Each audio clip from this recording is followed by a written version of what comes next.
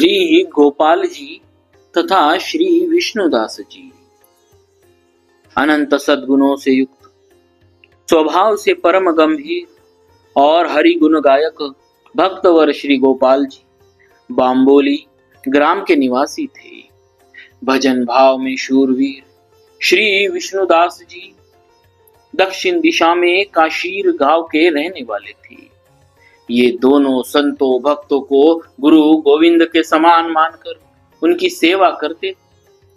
तिलक कंठीधारी मात्र की अधीनता और श्रेष्ठ सेवा संतों के समान करते थे। तिलक कंठीधारी मात्र की अधीनता और सेवा श्रेष्ठ संतों के समान करते थे। भगवान ने अपने श्रीमुख से अपने से भी अधिक अपने भक्तों को जैसे पूज्य कहा है, उसी के अनुसार इन्होंने प्रतिज्ञा पूर्वक सर्वदा अच्युत गोत्रीय संतों की सेवा की। इस प्रकार ये दोनों संत भक्ति भाव के भार को वहन करने में श्रेष्ठ वैष्णव धर्म धुरंधर सकल संसार में प्रसिद्ध हुए। श्री गोपाल दास जी और श्री विष्णुदास जी ये दोनों गुरु भाई थे। साधु सेवा में दोनों गुरु भाइयों का हार्दिक परम अनुराग था। ये दोनों साधु संतों को ऐसे सुख देने वाले थे कि इन्होंने एक नई रीति चलाई। निमंत्रण पाकर जिस किसी महोत्सव में आप जाते, वहां बड़े उल्लास के साथ गाड़ी में भरकर घी, चीनी और आटा आदि सामान ले जाते तथा कोठारी से मिलकर गुपचुप सामान में अपना सामान मिलवा देते। किसी को इसका पता न चलता। ऐसा करने में आपका तात्पर्य यह होता कि महोत्सव में किसी प्रकार की कमी न पड़े और संत की निंदा ना हो। इस भेद को कोई जान भी नहीं पाता था। महोत्सव में किसी प्रकार की कमी न पड़े और संत की निंदा न हो, इस भेद को कोई जान नहीं पाता था।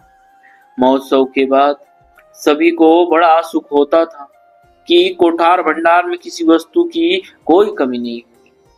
इन दोनों भक्तों के गुरुदेव बड़े सिद्ध तथा प्रसिद्ध महात्मा थे। एक दिन इन दोनों ने हाथ जोड़कर विनती करते हुए अपने गुरुदेव से कहा, भगवान, बहुत दिनों से हमारे मन में ऐसी उमंग उठ रही है कि सिद्ध संतों के दर्शनार्थ एक महा महोत्सव हो। उसमें आपकी कृपा और आज्ञा की आवश्यकता है। श्री गुरु जी बोले, यदि ऐसा विचार है तो शीघ्र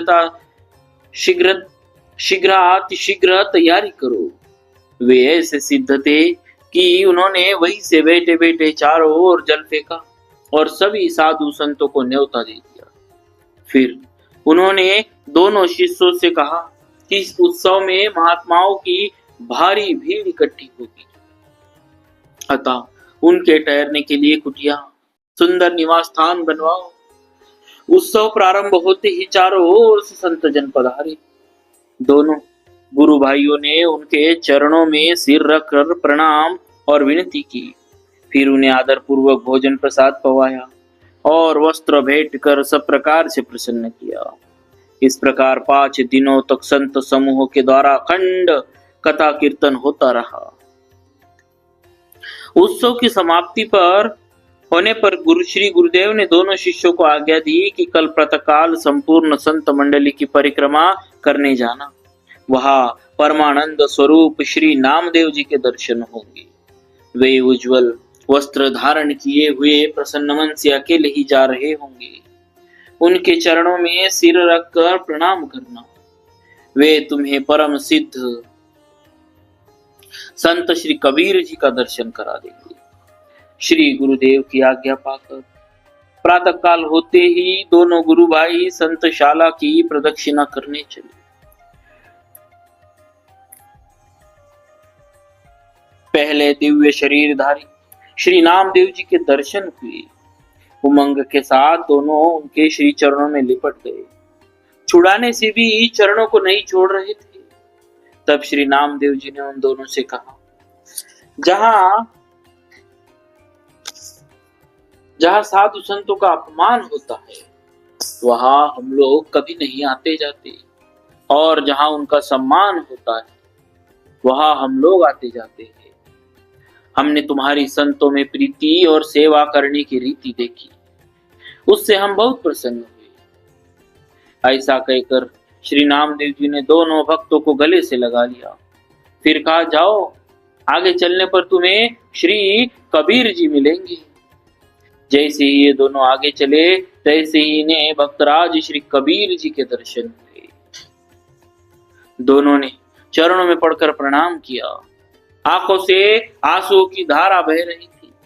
हंसकर श्री कबीर जी बोले, कहो, अभी पीछे किसी सुखदाई संत के तुम्हें दर्शन हुए?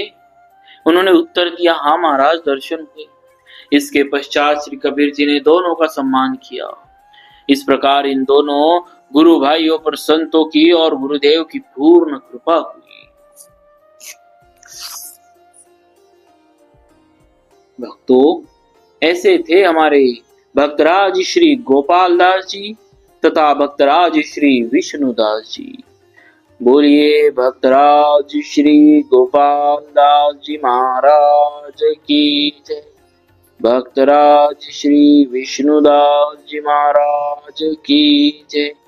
भक्तवत्सल भगवान की जय।